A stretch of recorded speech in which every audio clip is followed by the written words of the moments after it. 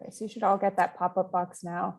I just need you to either hit got it or confirm, whichever it might be for you.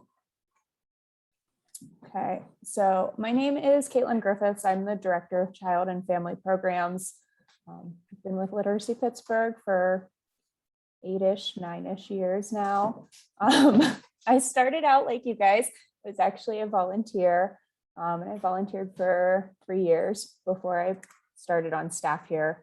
I have done all parts of this job. So I have been a tutor, I have been a teacher, I've done a program coordinator job, and now I'm running my own program within our agency. So I will probably do most of the presentation, but my one colleague is here. Miguel, do you want to introduce yourself? Yeah. Hello, everyone. My name is Miguel Diaz. I am a program coordinator for Literacy Pittsburgh. I just started about 8 months ago now, and I don't think any of my tutors are here, but I'm usually the person who pairs the students with the tutors, such as yourselves. So Miguel and I both work out of the Jefferson office. And I'm going to apologize. My cat is slamming herself up against my computer. So if my camera is shaking, that's why. But we both work out of the Jefferson office. I serve anybody all across Allegheny County and Beaver County. Miguel will just specifically work with people in the Jefferson area. Where? Jefferson Hills? So we cover Jefferson Hills, Clareton, Baldwin, part of Carrick. So his area has expanded. It has continued in Okay. up to like Monroeville. Okay. So it's anywhere along the 51 But they're the same corridor. deductible. Miguel, Okay. I have a couple who are from Ecuador, so there may be a time when, I don't know, maybe I can have your email address in case I need to ask you some questions. They're studying for their citizenship examination. Of course, yeah, I'll provide that information Thank you. in the chat. And anything else, it'll go out. They'll send out a blurb with this for everybody, and I'll make sure our contact information is in there for you as well. 1 second, I have an obscene amount of windows open. Sorry.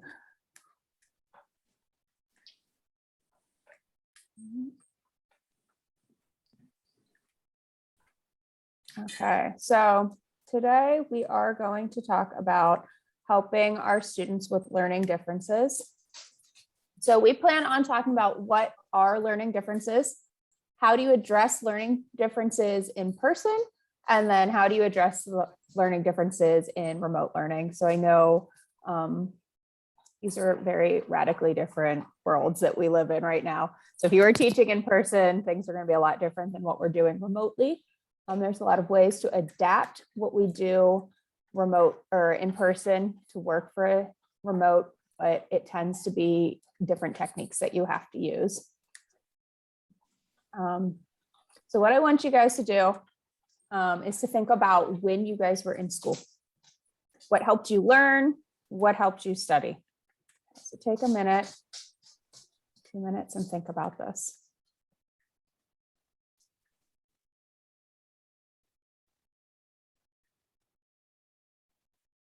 Okay. So when I was in school, everything I did, I had to color coordinate. I color coded all of my vocabulary words one color. I did all of spelling words another color. I did social studies material in another. And that type of thing really helped me study and organize myself, because otherwise I could not organize myself. So what I'm going to invite you guys to do is, if you go to the top of your screen, there is the view options, and you can click on the annotate feature, and you can use text. And I want you just to put some of the things that really helped you guys learn or study while you were in school on this screen.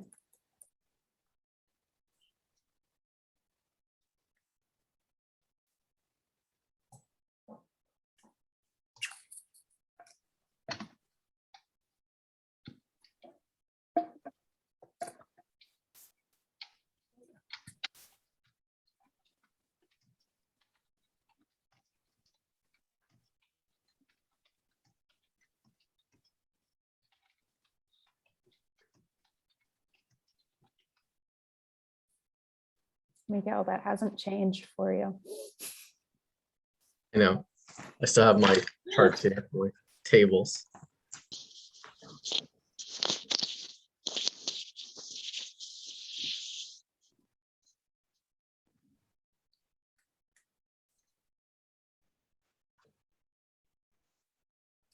I'll give you guys another minute or two to add to this.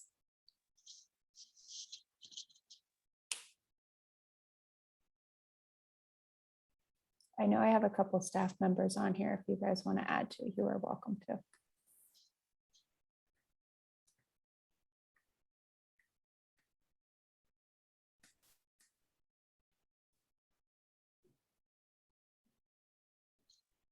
Okay.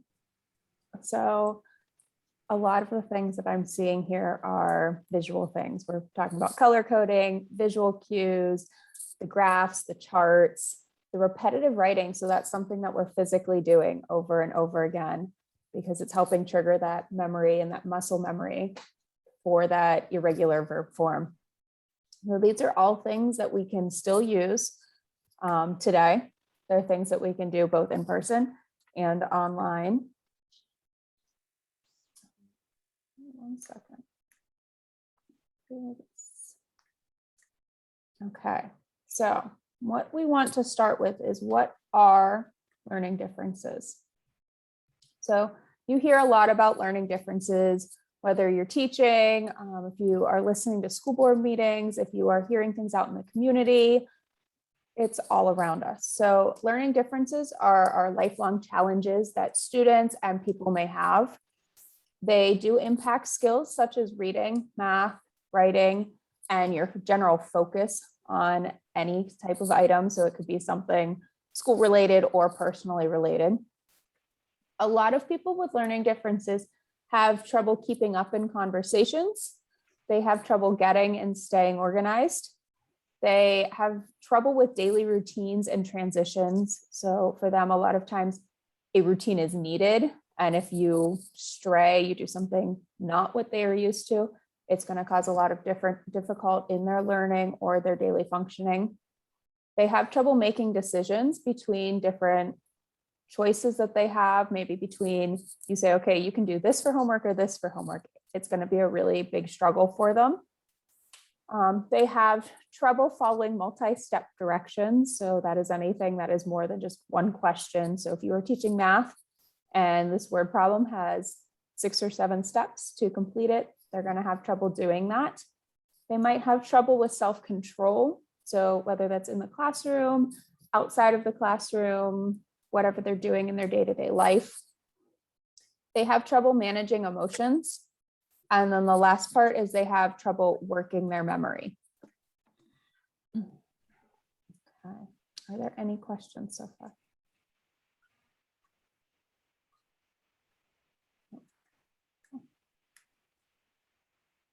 So with this list, this is not exhaustive.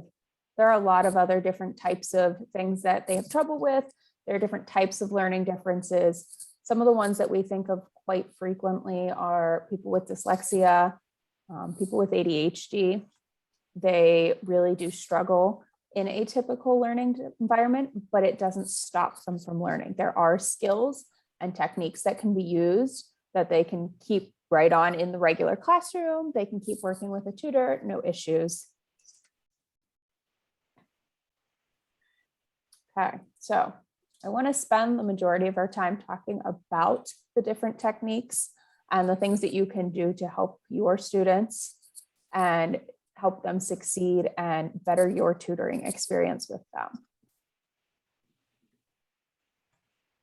So the first thing, and I'm actually going to pull on Miguel for this portion. So the first thing you can do is we do offer a learning differences toolkit. So that is something you can get from your coordinator. You can reach out to Christina and she can get that for you. But I would like Miguel to tell you just a little bit more about the toolkit and what it has in it. Of course, yeah. Would I be able to share my screen, Caitlin? I think. Is that okay? Like, okay.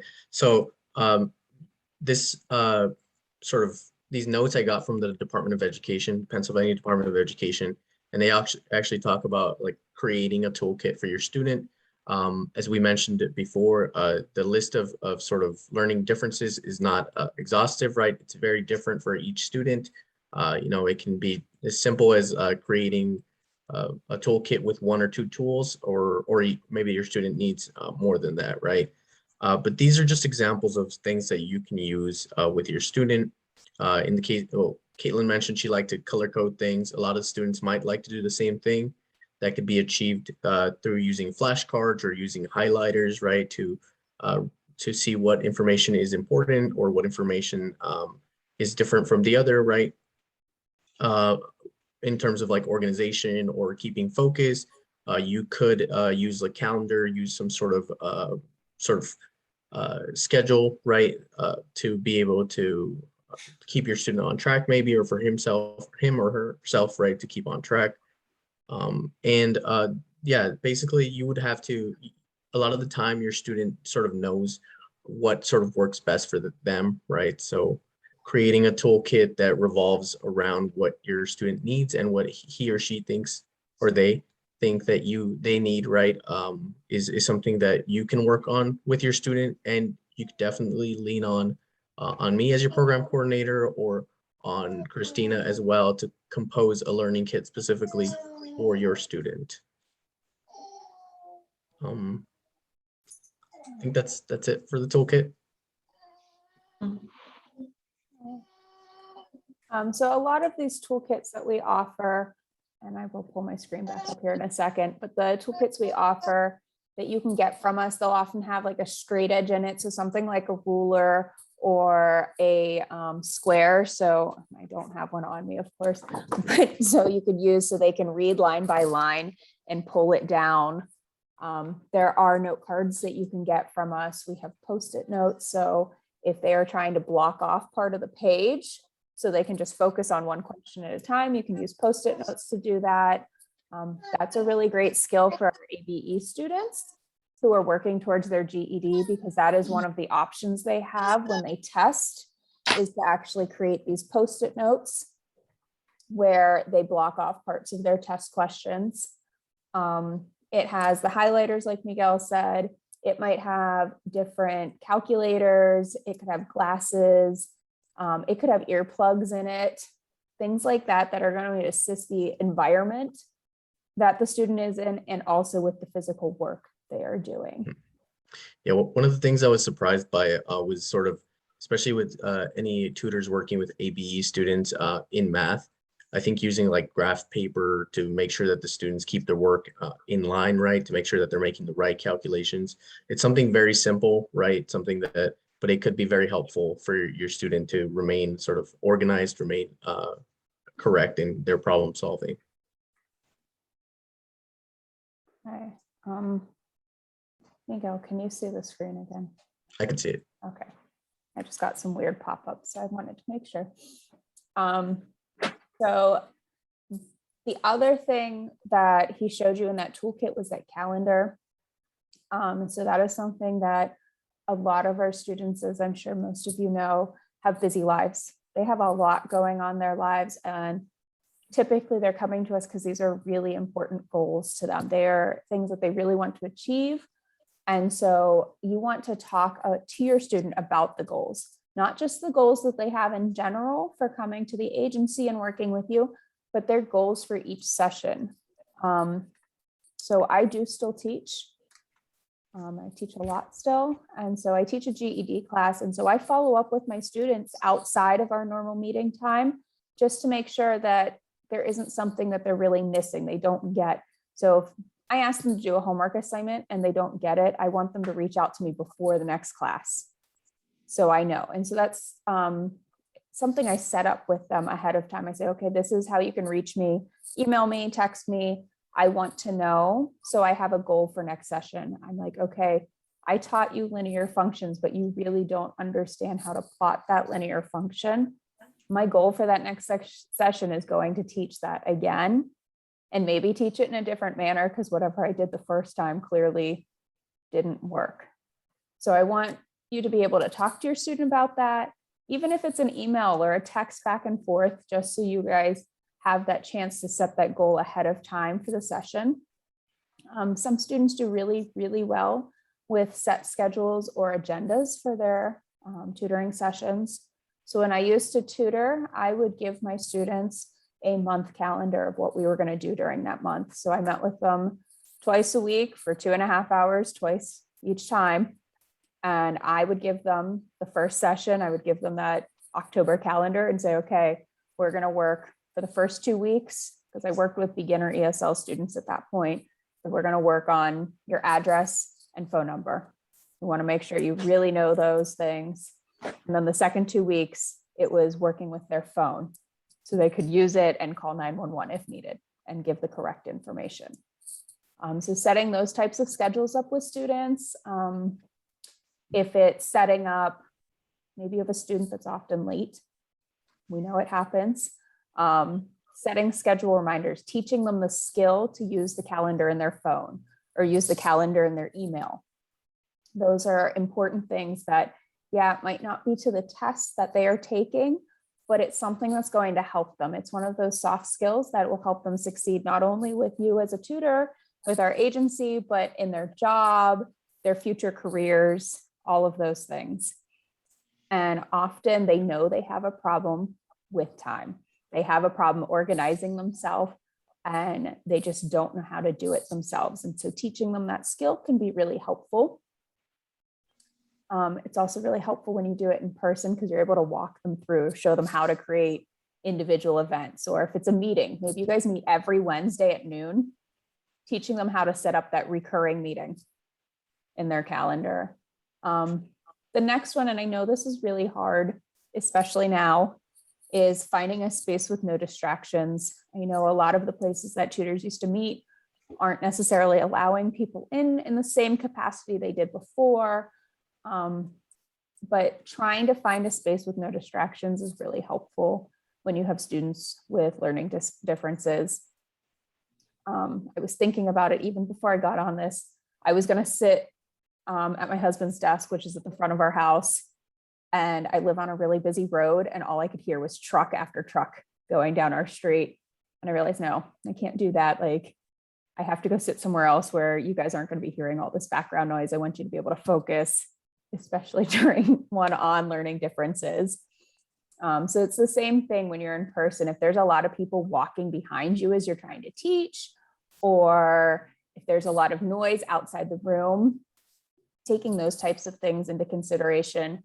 And I know if you're meeting in like a cafe or a library, there's other people that are going to be there.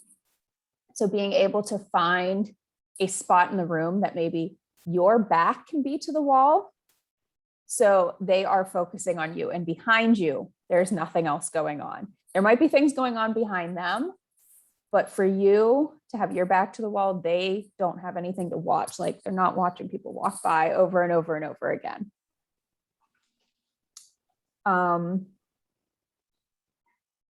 So the next one is to talk to your student about what they see as their needs.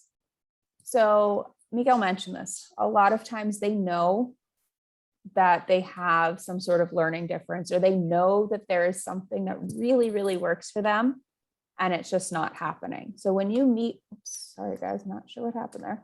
When you meet with your students, it is always something you want to talk about. You want to say, okay, is there something that works really well for you? If you were, I don't know if you guys are working one-on-one or in groups, but if you are working in a group, you can often survey students, even just like a piece of paper, and have them write it down if they aren't comfortable saying it out loud. Things like that, because their input is going to help them have more buy-in and investment into their education. And then the last one, and again, this is harder, especially now, but one-on-one support for those in groups. So if any of you are teaching a group, so I know Norma, you said that you are teaching a couple, so there's 2 of them. And so having a chance, maybe the husband is just really struggling with a set of citizenship questions, having a chance just to meet with him one-on-one, or reaching out to your coordinator and saying, hey, he's like really struggling with these 10 questions. What can I do? where can I get maybe a classroom aide or an extra tutor just to work with him for a couple weeks to get him caught up on that. Those types of things are available. And if you reach out, I know a lot of us are always willing and more than willing to come jump into your tutoring session. Maybe you just need an extra set of hands right there. So those are things you guys can ask for when it comes to in-person. Sorry, my brain just left. Learning differences. Do we have any questions about this so far? It's interesting, Caitlin, that you bring up that I'm tutoring a couple, because the first few sessions, both of them attended together, and it was clear to me that either she was more hesitant to make a mistake or she had less facility. And so the last couple of meetings, she has not been there for various reasons. And I hope that she's not going to fall too far behind or quit, because I think they both would like to pass the citizenship exam at the same time. But I don't know if that will be possible. And I don't want her to feel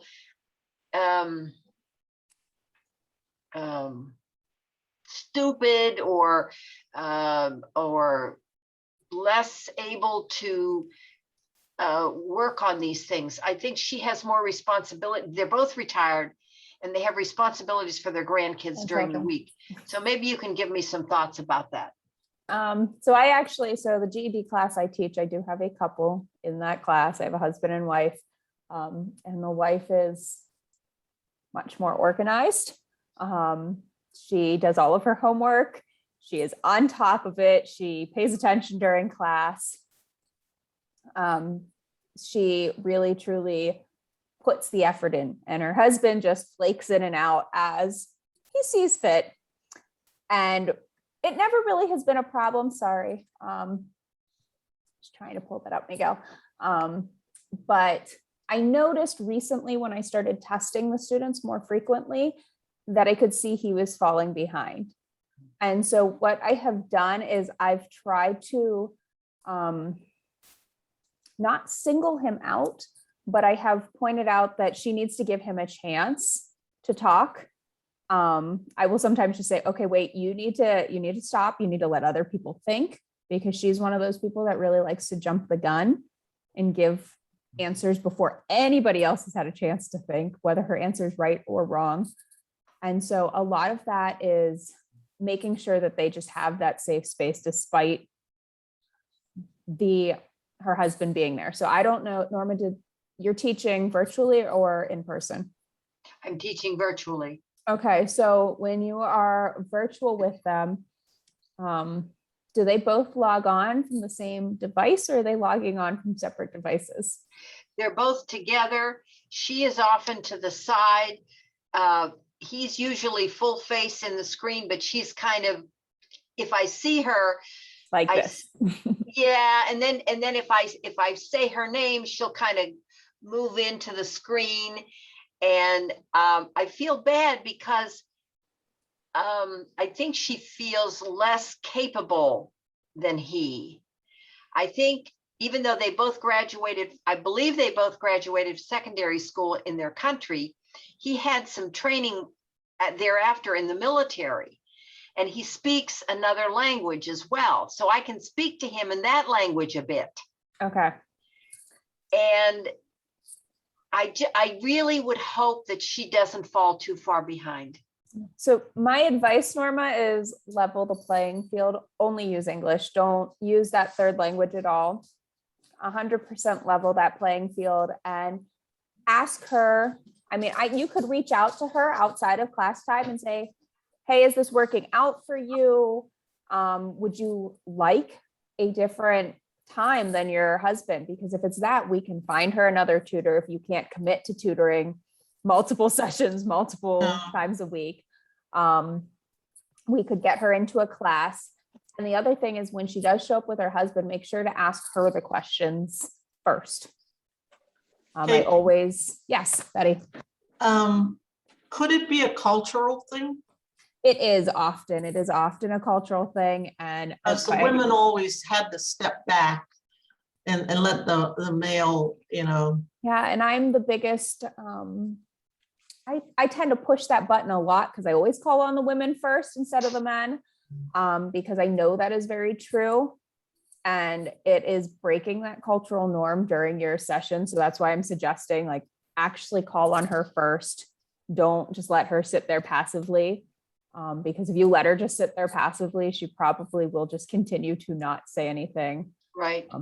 I mean, I'm 30. I will be perfectly honest with you guys. I am 30. I have grown up in a society where women are to take charge and be on top. But I can tell you, like, I am the same way culturally, though. If Miguel were to start talking and take this over, I would totally just be like, okay, bye, guys. Like, it's his show. I think it's just something that some people just see as a sign of respect. So, and it, not just culturally, it is just a respect thing.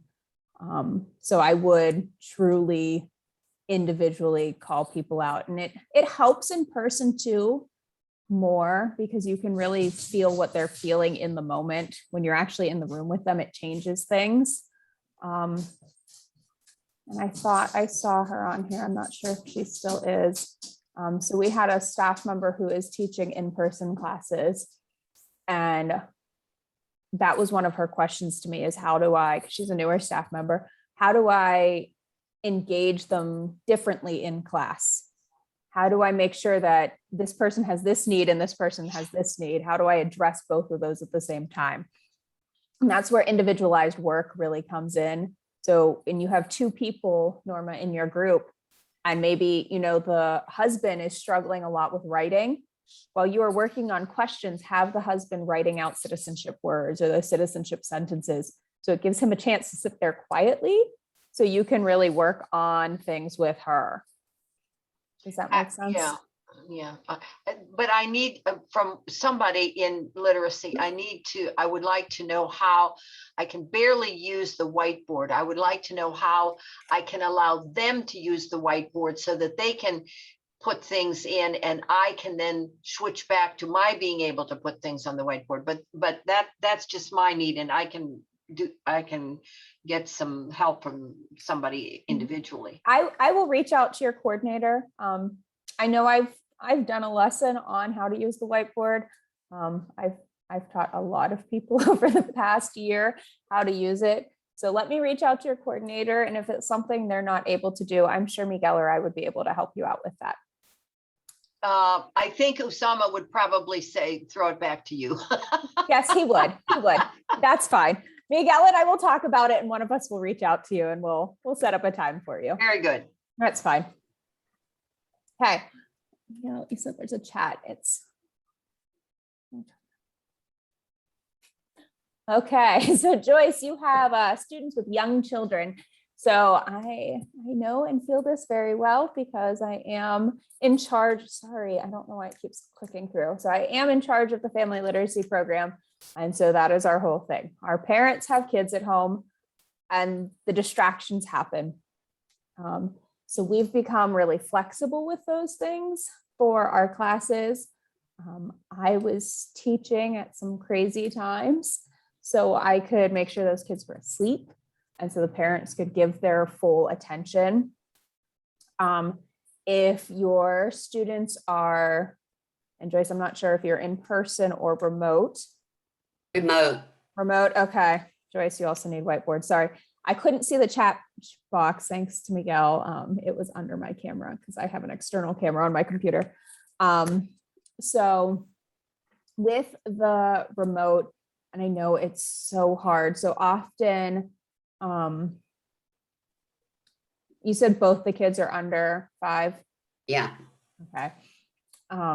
So a lot of times, and I know it's not often that people promote tech use. So if the parents do allow their kids to use tech, I often tell them that is the time to allow them to watch TV or to play that educational game on their phone. So a lot of our parents utilize like PBS Kids. PBS Kids has their free app, so it works on any device. It can be iPad, Android, a Galaxy tablet, it doesn't matter. Oh, And they have free educational games too that go along that you can Oh, good. download. Those are really helpful and the kids learn a lot and they actually want to keep playing them. oh, And so I know that's Thank you. probably, you're welcome. That's probably something that a lot of tutors, especially if you've tutored for us for a while, you're not used to because we've always had a rule that kids cannot come with them to tutoring, but in your house, it's a whole different ball of wax. The kids are just there. You can't put them somewhere because then you'd be paying for childcare while you're actually in your own house, which seems silly. And so it's using those resources. Sorry, now my dog is freaking out. I've got a lot of distractions going on in my house right now. Are there any other questions about this slide?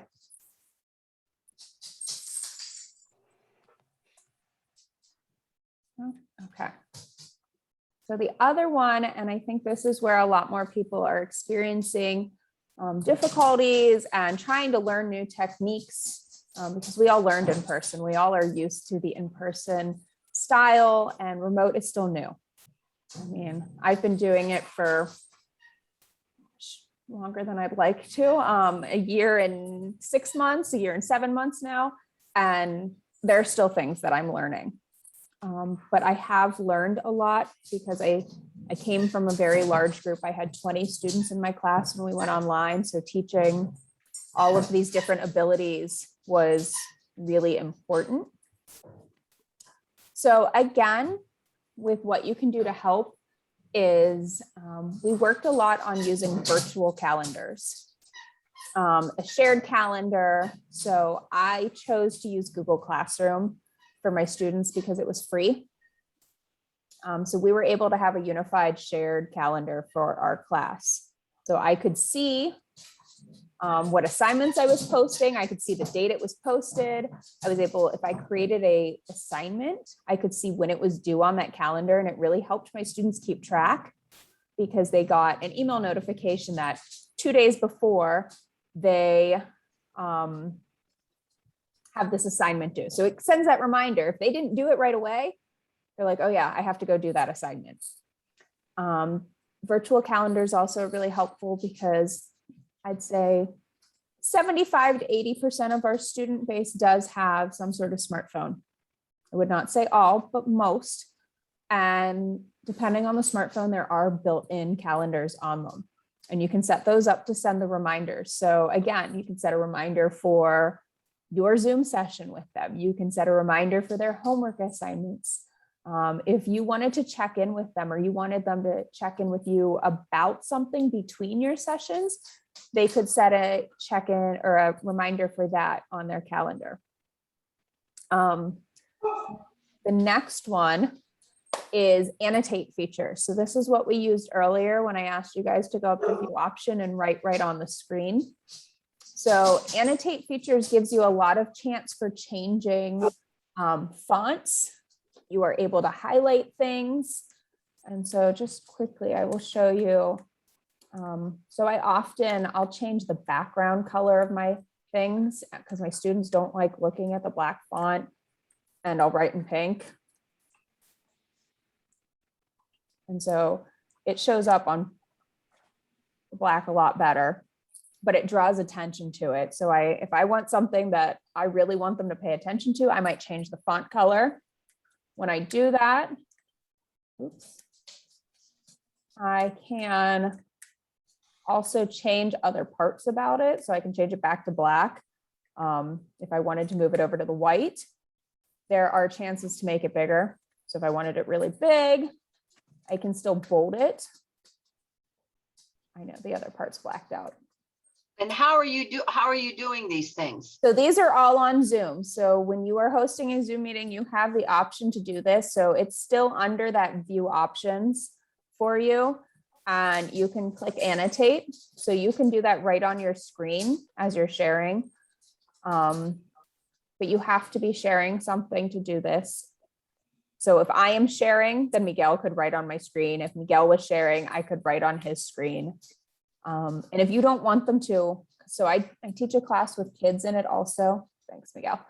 And I turn it off because I don't want the kids writing all over my screen. I want them to do the activity at hand. So between things, I'll turn it off. But you are able to erase things. I use the spotlight feature under Annotate. So if I really want to draw attention to something, I can circle it with this because they'll see that moving red dot. You can use the arrow here for them to follow, and you can mark it. And I tend to make things a lot more interactive with the Annotate feature. And so I say, okay, if you look at this list, which of these things do you think would be most helpful to your student? And I would ask you to annotate it. So just put a stamp next to whatever you think is most useful.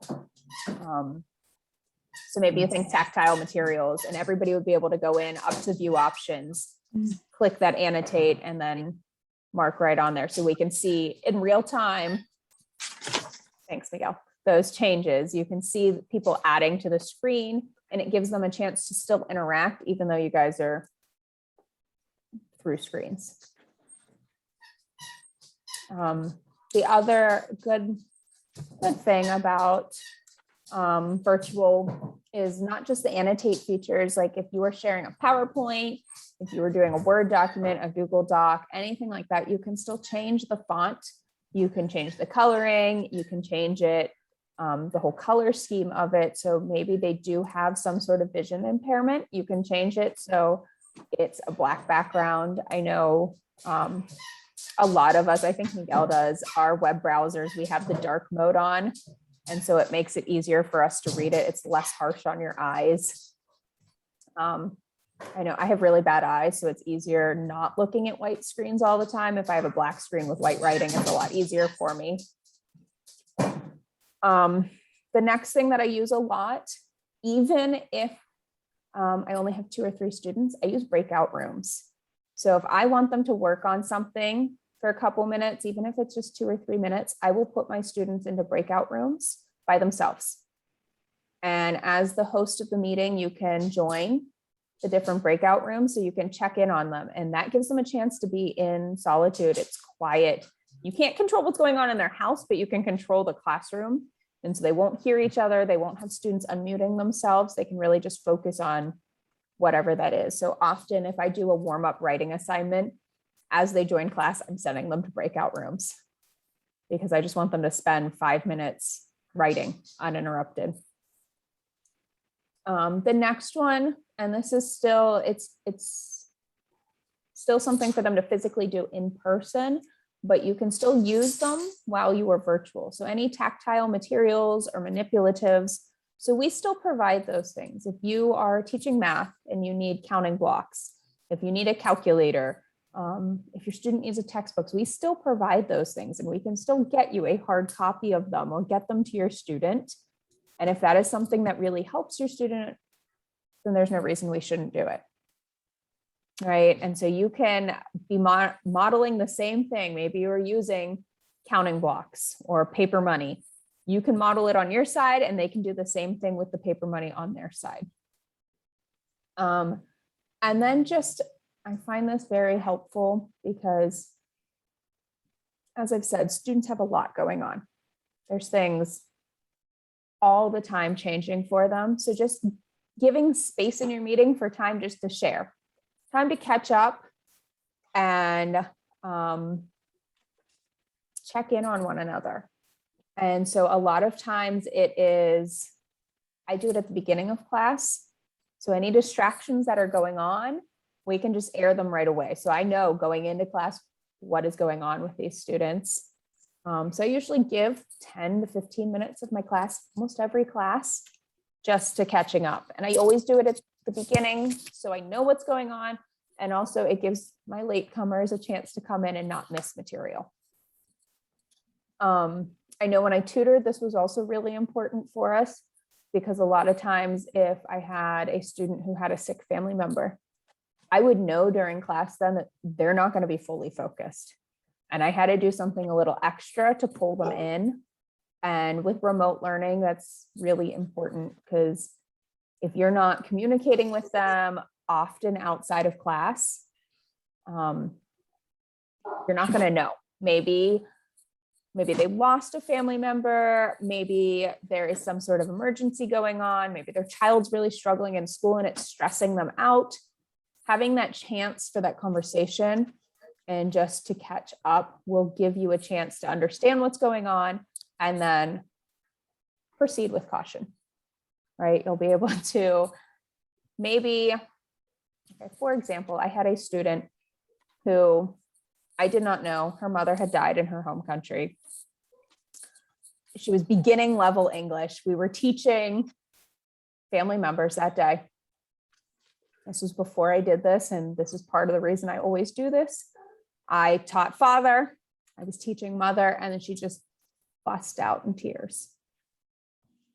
And then I spent the next 45 minutes trying to pick class back up because she was sobbing because I taught the word mother when her mom had just died like 15 hours before.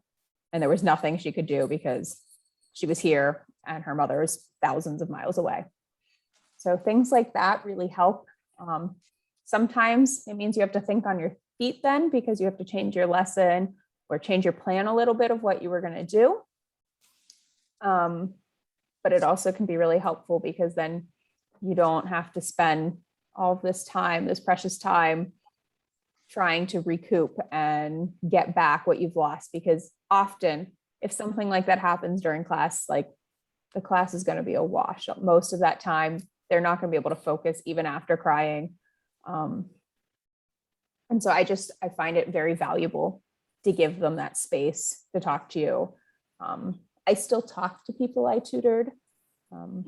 They're not with the agency anymore. I still talk to them all the time. And so I know as a tutor, I had a lot better relationship than I do as a staff member with my students. And so I imagine most tutors are the same. I've heard, as I've made matches myself over the years, that a lot of tutors experience the same thing. And so it should just be natural. It should be a casual part of your lesson, just to catch up, see what's going on, things like that. Okay, any questions?